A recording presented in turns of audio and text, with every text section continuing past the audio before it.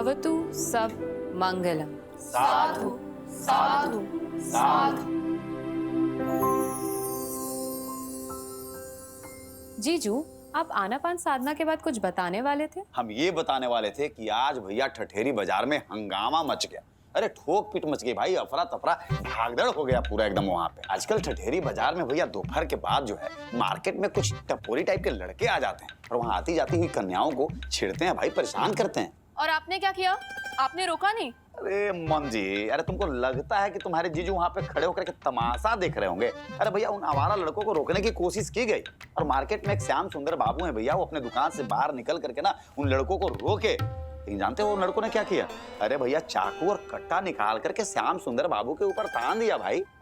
हम जा रहे थे कन्याओं को बचाने के लिए, लेकिन हम वहीं रुक गए। हमको लगा कहीं वो कट्टा जो हमारे कनपट्टी में ना लगा दे। भैया हम एक बार फोन तो करते। हाँ, अरे आते पूरे संगठन के साथ फुल पावर में और बताते किसके चाकू में कितनी धार और कट्टा चलाया कैसे जाता है।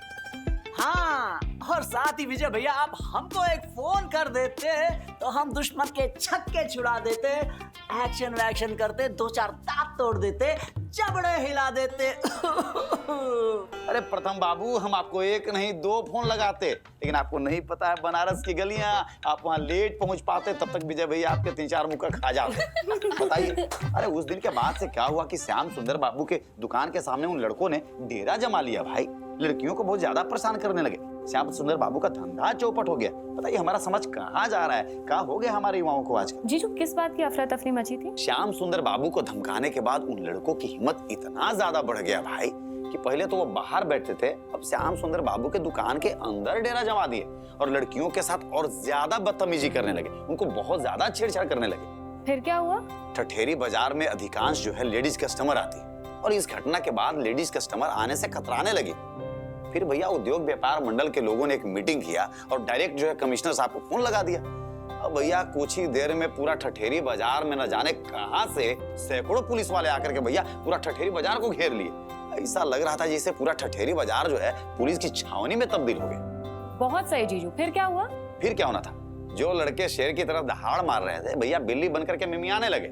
सारे दुकानदारों से भीख मांगने लगे, भैया हमको अपने यहाँ छुपा लो ना, हमको यहाँ छुपा लो ना। लेकिन कोई भी दुकानदार जो है उनकी सहायता नहीं किया। हाँ, फिर पुलिस वालों ने भैया दौड़ा दौड़ा करके उन लड़कों को पकड़ करके बंदी बना करके भैया चौक चौराहे पे ही ना मुर्गा बना दिया। ऐसे आवारा और टपोरी लड़कों के साथ ऐसा ही होना चाहिए जीजू, और वो जल्दी जेल से छूटने नहीं चाहिए दीदी। आईपीसी सेक्शन 354 के तहत ऐसे अपराधी को कम से कम 1 साल की सजा और ज्यादा से ज्यादा 5 साल की सजा मिलती है मैडी। तुम टेंशन मत लो, और अगर इनका क्राइम प्रूव हो गया तो इन्हें बेल भी नहीं मिलेगी। बस जीजू, बाजार के व्यापारी इनके खिलाफ गवाही दे दें। दुकानदार लोग गवाही दे चाहे ना दे हमको तो नहीं पता, लेकिन जरूरत पड़ने पर हम भैया उनके खिलाफ गवाही देंगे। क्या कि ऐसे अपराधियों को सजा मिलनी चाहिए भाई, नहीं तो इनका मन बढ़ जाएगा। That's my जीजू। क्या बात है भैया, बहुत ही बढ़िया गुरु, बहुत ही बढ़िया। जीजू, हमारा दिन बहुत ही नॉर्मल था। कॉलेज, लेक्चर और थीसिस पे रिसर्च, बस। वैसे हमारा दिन तो अमेजिंग, एक्सीलेंट और फैबुलस था। हमारे गुरुजी ने हमारे भाव भंगिमा की यानी कि एक्सप्रेशंस की काफी तारीफ की। So it was good। पापा, हमारा दिन तो काफी अच्छा था। आज हमने जम के की स्पिन बॉलिंग और इसके बाद पकड़ ली बैट्समैन की पैड्स। अंपायर ने अपनी उंगली खड़ी कर दी और हमने बोला हाउस दैट। आगे आप बताइए, आपका दिन कैसा था? ये लीजिए, अरे पूरा लंका का महल जल के राख हो गया और वीरू पांडे जी पूछ रहे हैं कि लंका के महल में आग किसने लगाई। क्रिकेट से थोड़ा ध्यान हटाइए और पढ़ाई में लगाइए और ऐसा मुंह मत बनाइए। अरे नेताजी, अरे आप काहे ठंडा पड़े हैं भाई? अरे दिन भर भाषणबाजी करने वाला हमारा नेता आज शांत काहे है भाई? बताइए आपका दिन कैसा गया? भैया हमारे दिन के बारे में तो प्रथम भैया बताएंगे। आज सवेरे सवेरे अपने मोटरसाइकिल में बैठा के सबसे पहले प्रथम भैया को लेके गए संकट मोचन हनुमान और वहाँ खिलाए मगही पान। मजा आया ना प्रथम भैया? अरे विजय भैया, हमारा भी दिन बहुत ही शानदार था, जानदार था, धमाकेदार था।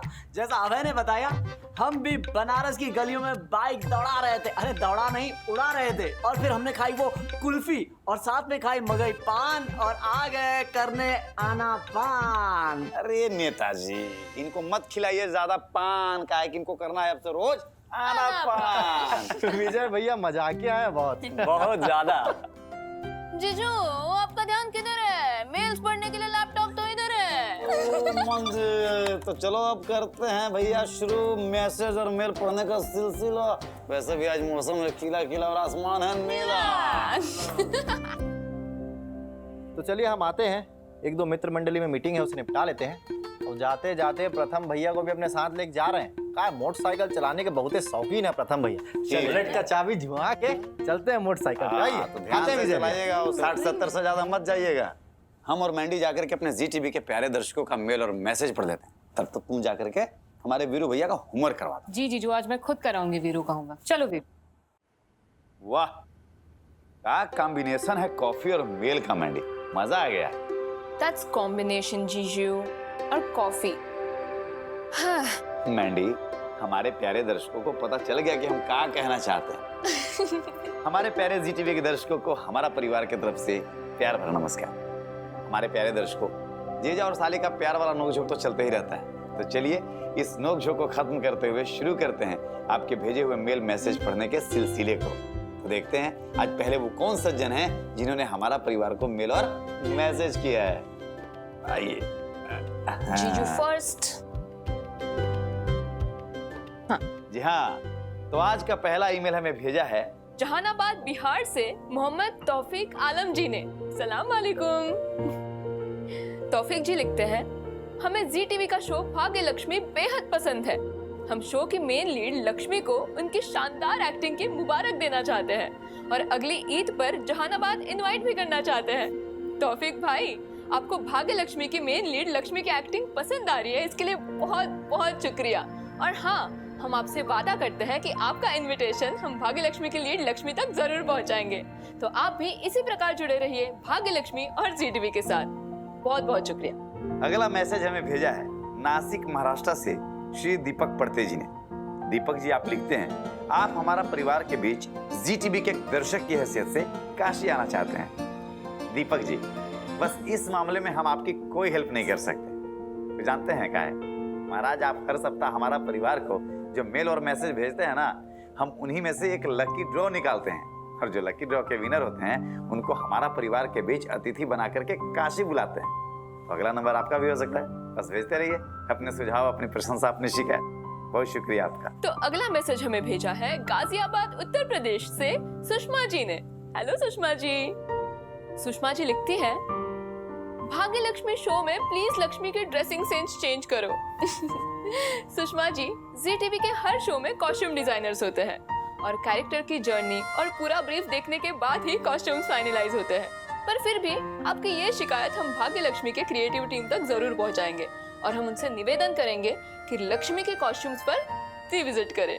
तो आप इसी प्रकार अपने सराहना, सुझाव और शिकायतें हमें भेजते रहिए, जिससे हम और आप मिलकर जी टीवी को देश का सर्वश्रेष्ठ चैनल बना पाए। अब हम आपके ईमेल्स और मैसेजेस पढ़ने के सिलसिले से यही विराम लेते हैं, मगर आप ईमेल्स और मैसेजेस भेजने के सिलसिले से विराम मत लीजिएगा, क्योंकि आपका भेजा हुआ एक ईमेल अथवा मैसेज आपको हमारा परिवार में एज अ गेस्ट आने का मौका भी दे सकता है।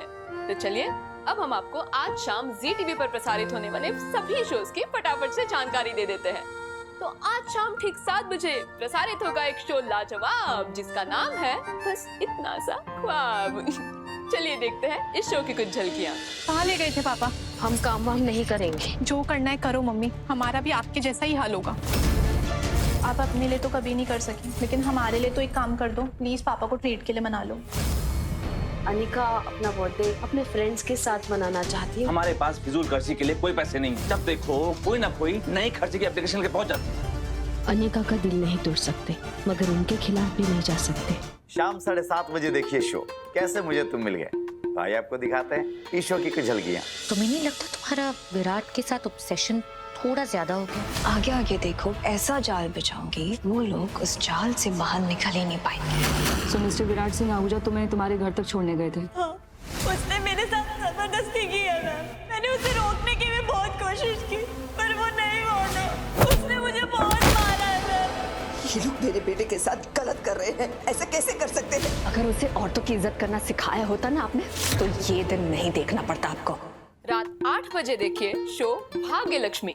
आइए देखते हैं इस शो की कुछ झलकियाँ। जीऊंगी, सिर्फ अपनी बेटी के लिए जीऊंगी, उसकी खुशी के लिए जीऊंगी। लक्ष्मी छूना मत मुझे, मुझसे किसी सच्चे रिश्ते की उम्मीद मत रखना, क्योंकि मैं वो लक्ष्मी नहीं हूँ जो पहले थी। जिसे लोग इस घर की लक्ष्मी बोलते थे। 1 महीना हो गया उस बात को, लेकिन आज भी उस बात का दर्द तो हर रोज जीती है। मेरी ना तबीयत ठीक नहीं रहती है आजकल। सुबह सुबह ना थोड़ा उल्टी जैसा लगता है। रात 8:30 बजे देखिए जागृति एक नई सुबह। तो आइए आपको दिखाते हैं इस शो की प्यारी झलकियां। पास आओ हमारे, पास आओ। अरे पास आओ ना। गाड़ी रोकिए।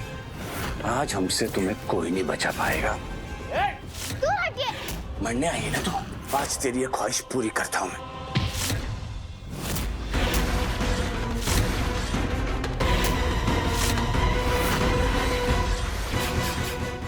रात 9 बजे देखिए हम सबका फेवरेट शो कुमकुम भाग्य। आइए देखते हैं इस शो की कुछ झलकियां। जो मेरा प्लान है ना, उसमें वो नेत्रा दुल्हन भी बनेगी, लेकिन मंडप तक नहीं पहुंचेगी। कौन था जिसने तुम्हें आदि पर इल्जाम लगाने को कहा था? और उस इंसान ने तुम्हें जितने भी पैसे दिए हैं ना, मैं उसे डबल दूंगी। हमारे प्यारे जी टीवी के दर्शकों, आपके ही सुझाव का दिन है कि जी टीवी ला रहा है एक से बढ़कर एक नया शो। और शो जाने अनजाने हम मिले को काफी सराहना मिली है। और शो जाने अनजाने हम मिले आपके मनोरंजन को और रोमांचित करते हुए लेकर आ रहा है इस साल की सबसे अनोखी शादी। तो आप भी इस अनोखी शादी की साक्षी बनिए 9 दिसंबर रात 9:30 बजे। हाँ गुरु, ये शादी सच में बहुत अनोखी होने वाली है, क्योंकि रोजाना रीत के संघर्ष के साथ आपकी सहानुभूति जो बढ़ रही है। तो देखिए जाने अनजाने हम मिले, मार्क द डेट 9 दिसंबर रात 9:30 बजे आपके अपने जी टीवी पर। इंस्पेक्टर साहब, आपको किसने सूचित किया? आपकी होने वाली बहू रीत चौधरी। रीत चौधरी राघव सूर्यवंशी की इन्वेस्टिगेशन कर रही थी। क्या तुमने ये सब अपने रिपोर्टर की नौकरी वापस पाने के लिए नहीं किया? बेटा पता ही नहीं कि तू आपकी आवाज में रिपोर्टर है, बस छुट्टियों पर है। रीत की नौकरी गए हफ्तों हो गए हैं।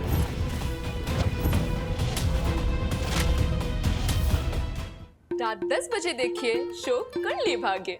आइए देखते हैं इस शो में आज क्या होने वाला है। तुम लोगों की दुआएं हैं, वो असर दिखाएंगी। तुम बिल्कुल टेंशन मत करो, कुछ नहीं होगा, वो ठीक हो जाएगी। मैंने कहा था आपको कि मेंटली स्ट्रेस होने मत दीजिए। और हाँ, मैंने ये भी कहा था कि अगर ये सब ऐसे ही चलता रहा ना तो वो जरूर कोमा में जाएंगे। रात 10:30 बजे देखिए हमारी प्यारी वसु को शो वसुधा में। तो आइए आपको दिखाते हैं इस शो की कुछ प्यारी झलकियां।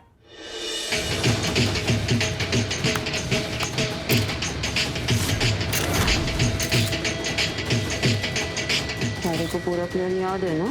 सगाई शुरू ही होने वाली है और थारी अगली परीक्षा भी। चंद्रिका सिंह की ऐसी बेइज्जती होगी कि पूरा उदयपुर अगले 2-4 सालों तक इस ड्रामे को याद रखेगा। हरी यो बाजार।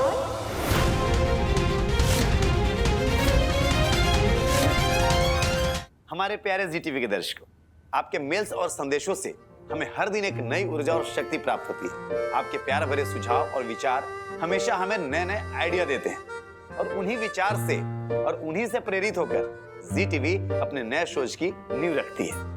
और आज हमें आपको ये बताते वक्त बेहद खुशी हो रही है कि जी टीवी के पास है आपके लिए एक नया तोहफा, जो आप ही के भेजे हुए सुझाव के कारण संभव हो पाया है। जी हाँ, हम बात कर रहे हैं जी टीवी के नए शो जमाई नंबर 1 की। ये शो आपके सुझाव से प्रेरित एक सोच का परिणाम है। इस शो में आप मिलेंगे नील और रिद्धि जी से। ये कहानी है एक ऐसे घर जमाई की जो अपनी चतुराई और बेबाकी से परिवार की पूरी दुनिया बदलने का इरादा रखता है। दूसरी ओर रिद्धि, जो न सिर्फ एक सफल व्यवसायी है बल्कि एक परिवार की पूरी जिम्मेदारी भी निभाती है। उसका विश्वास टूट चुका है, वो अपने जीवन में रिश्तों से दूर रहने का फैसला कर चुकी है। लेकिन ये दोनों जब एक ही छत के नीचे आते हैं तो एक तूफान सा उठता है। जहाँ एक तरफ नील की चंचलता रिद्धि की गंभीरता से टकराती है, वहीं दूसरी तरफ उनकी अलग अलग दुनिया एक दूसरे से जुड़ने का रास्ता ढूंढती है। तो देखना मत भूलिएगा जमाई नंबर 1 9 दिसंबर से रात 10:30 बजे सिर्फ और सिर्फ जी टीवी पर। आइए आपको दिखाते हैं इस शो का एक प्यारा सा प्रोमो। मैं रिद्धि चोटवानी हूँ, कोई मेरा बाल भी बांका नहीं कर सकता। एक क्या, सारे बाल आड़े टेढ़े कर देगा वो। चोटवानी हाउस रेत का नहीं बना, कोई इसकी नींव भी नहीं हिला सकता। नींव क्या, पूरा चोटवानी हाउस ही हिला देगा वो। आया हूँ बन के घर जमाई करने इस घर की सफाई। सीधी नहीं टेढ़ी उंगली से घी निकालेगा। ये जमाई सबको सुधारेगा। जमाई नंबर 1 9 दिसंबर से रात 10:30 बजे जी टीवी पर। ये स्निपेट्स और प्रोमोस कितने अच्छे हैं, सब इसमें कितने सुंदर लग रहे हैं। अब जानती है ये स्निपेट सबके आते हैं, हमारे दीदी के, वेदी के, वीरू के, जीजू के, अभय के, सबके। वाह यार, दैट्स सो ग्रेट। इसमें देखो ना, जीजू और दीदी कितने सुंदर लग रहे हैं, वीरू और वेदी कितने क्यूट हैं, और अभय का तो भौकाल इसमें कितना एविडेंट है। और हम तुम ठीक ठीक। अच्छा बच्चू। अरे नहीं मैंडी, तुम्हारी डांस वीडियोस के तो हम इतने बड़े फैन हैं। I am your biggest fan.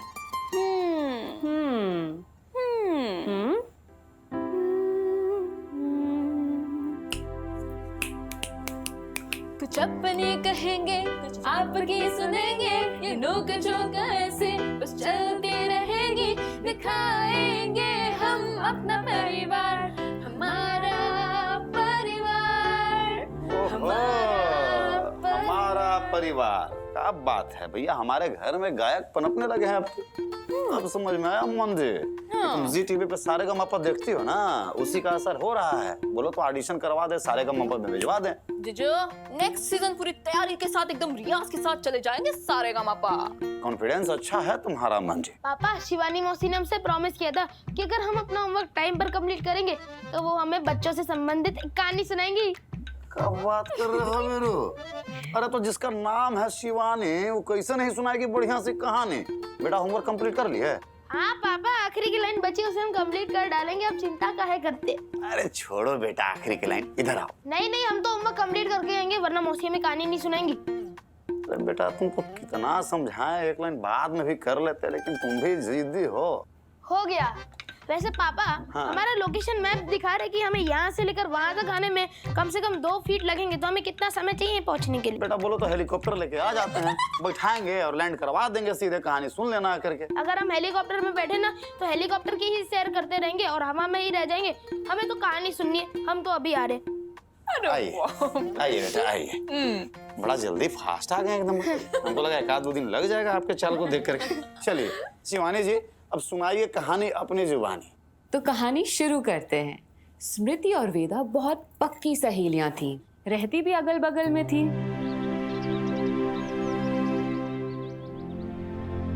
पढ़ती भी एक स्कूल की एक ही क्लास में थी। वेदा बहुत समझदार और स्मृति बहुत भावुक लड़की थी।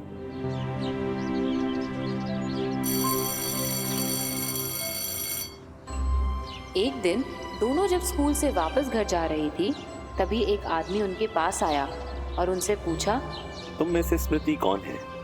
वेदा के बताने के बाद उसने स्मृति से कहा, तुम्हारे पापा का एक्सीडेंट हो गया है। तुम्हारी मम्मी ने तुम्हें लेकर आने के लिए मुझे भेजा है। ये सुनते ही स्मृति रोने लगी। वो उस आदमी के साथ जाने को राजी हो गई, पर समझदार वेदा को उस आदमी पर शक हो रहा था। और वेदा के शक की वजह थी कि उस आदमी ने स्मृति से ही आकर क्यों पूछा कि तुम दोनों में से स्मृति कौन है, जबकि उस समय स्कूल की छुट्टी हुई थी और बहुत सारी लड़कियां स्कूल से निकल रही थी।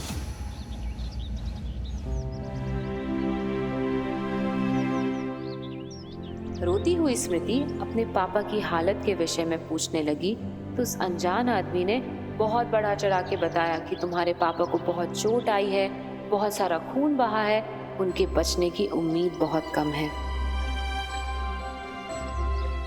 जल्दी चलो, नहीं तो आखिरी बार तुम उन्हें देख भी नहीं पाओगी।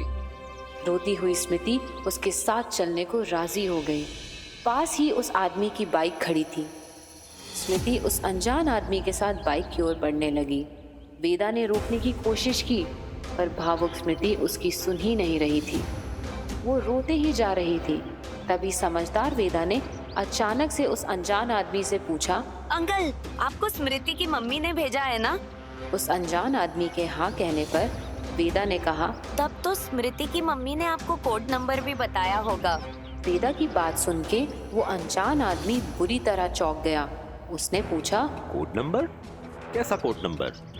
वेदा ने कहा, अगर स्मृति की मम्मी ने आपको कोड नंबर नहीं बताया तो आप झूठ बोल रहे हैं। स्मृति की मम्मी ने आपको नहीं भेजा, क्योंकि स्मृति की मम्मी और मेरी मम्मी ने हमें एक कोड नंबर दिया है और हमसे कहा है जब भी हम किसी अनजान आदमी को तुम्हें लेने भेजेंगे तब ये कोड नंबर उसे बता देंगे। कोड नंबर सुन के तुम समझ जाना कि उस आदमी को हमने ही भेजा है। ये सुनते ही वह अनजान आदमी गुस्सा दिखाने लगा। तुम्हें स्मृति के पापा के मर जाने की जरा भी फिक्र नहीं है। स्मृति और घबरा गई, पर वेदा ने हार नहीं मानी और जोर जोर से शोर मचाने लगी। स्कूल की टीचर्स और स्टाफ को अपनी ओर आते देख वो अनजान आदमी जल्दी से अपनी बाइक पर बैठ के भाग गया। स्मृति इस पर भी गुस्सा हो रही थी, तो वेदा ने एक टीचर से स्मृति के घर फोन मिलाने को कहा और फोन से पता लगा कि स्मृति के पापा का कोई एक्सीडेंट नहीं हुआ है। वास्तव में वो अनजान आदमी बच्चों का किडनैपर था। अब स्मृति को अपनी भूल का एहसास हुआ, पर उसे समझ नहीं आ रहा था कि वह अनजान आदमी उसका नाम कैसे जानता था। इस पर वेदा ने कहा, स्मृति याद कर, जब हम स्कूल से निकल रहे थे तब तुम्हारे जूते के लेस खुल गए थे और मैं स्कूल गेट तक आ गई थी।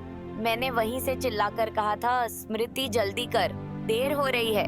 तब स्कूल गेट के आसपास खड़े उस अनजान आदमी ने तुम्हारा नाम सुन लिया होगा और वह सीधा हमारे पास आकर पूछने लगा, तुम में से स्मृति कौन है? स्मृति भी वेदा की बात से सहमत थी। टीचर्स और स्टाफ ने वेदा की सूझबूझ की बहुत तारीफ की, क्योंकि उसी की वजह से स्मृति किडनैप होने से बच गई थी। वाह, क्या बात है। यार तुमने बढ़िया और जरूरी कहानी सुनाई। आप भी अपने बच्चों को एक ऐसा ही सीक्रेट कोड दीजिए जिसकी जानकारी सिर्फ आपको और आपके बच्चों को। यकीन मानिए, ये सीक्रेट कोड आपके बच्चों के लिए सुरक्षा कवच बन सकती है। तो हमारे प्यारे जीटीवी के दर्शकों, कल हमारे साथ होंगे आप ही के जैसा जीटीवी के कोई प्यारे दर्शक, जिनका चयन आप ही के द्वारा भेजे गए मेल और मैसेज के जरिए एक लकी ड्रॉ के द्वारा किया गया और जिन्हें हम अतिथि बनाकर हमारा परिवार के बीच यानी कि काशी बुलाते हैं। तो अगला नंबर आपका भी हो सकता है और इसके लिए बस इतना ही करना है कि आप हमारा परिवार को मेल और मैसेज भेजते रहिए। तब तक आप जुड़े रहिए जीटीवी के साथ, क्योंकि प्यार से भरा संसार दिखाएगा हमारा परिवार।